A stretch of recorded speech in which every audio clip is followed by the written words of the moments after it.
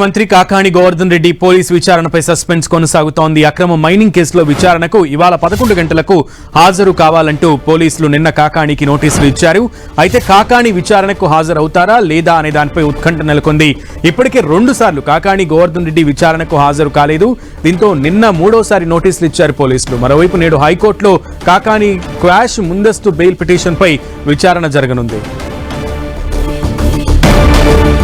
ఇదే అంశానికి సంబంధించి పూర్తి సమాచారం మా ప్రతినిధి దేవకుమార్ అడిగి తెలుసుకుందాం. దేవకుమార్, కాకాణి ఈ రోజైనా 3వసారి విచారణకు హాజరయ్యే అవకాశం ఎంతవరకు ఉంది?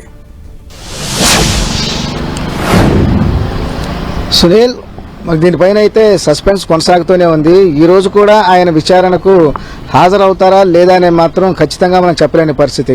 ఎందువల్లంటే ఇప్పటికే ఆయనకి 3 సార్లు నోటీసులు ఇచ్చారు. అయితే మొదటి 2 సార్లు నోటీసులు ఇచ్చినప్పుడు ఆయన విచారణకు హాజరు కాలేదు.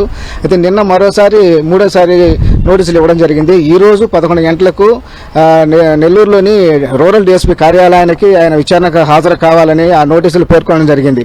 అయితే ఇప్పటి వరకు కూడా ఆయన నెల్లూరుకి ఆయన వచ్చిన రాలేదని మాత్రం మనకు ఆయన అనుచరుల నుంచి కొందరు నాయకుల నుంచి సమాచారం అందుతోంది.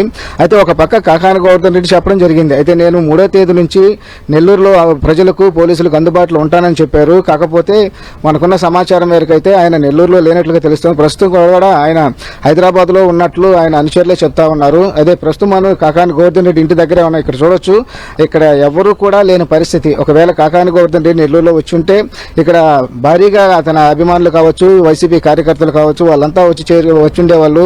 ఎందువలంటే గత కేసు నమోదైనప్పటి నుంచి కూడా కాకాణి గోవర్ధన్ రెడ్డిని అరెస్ట్ చేస్తారేమన్న ఉద్దేశంతో వారం రోజుల పాటు ఇక్కడంతా కూడా కార్యకర్తలు భారీగా తరలి వచ్చిన పరిస్థితి ఉండేది. అయితే ఈ రోజు ఆయన ఒకవేళ ఆయన కానీ వచ్చుంటే వాళ్ళందరితో పాటు మంది మార్బలంతో ఆయన ఈ రోజు పోలీసుల విచారణ హాజరయ్యేవారు. కాకపోతే అలాంటి పరిస్థితి ఏం కనిపించడం లేదు. మరోవైపు డిఎస్పీ కార్యాలయం వద్ద కూడా ఎలాంటి సందడి కానీ హడావుడి కానీ ఏమీ లేని పరిస్థితి. కాబట్టి ఆయన ఈ రోజు విచారణకు హాజరవ్వడం అనేది కొంత అనుమానం అనే చెప్పాల్సిన పరిస్థితి. Sunil. Okay Devakumar, thank you.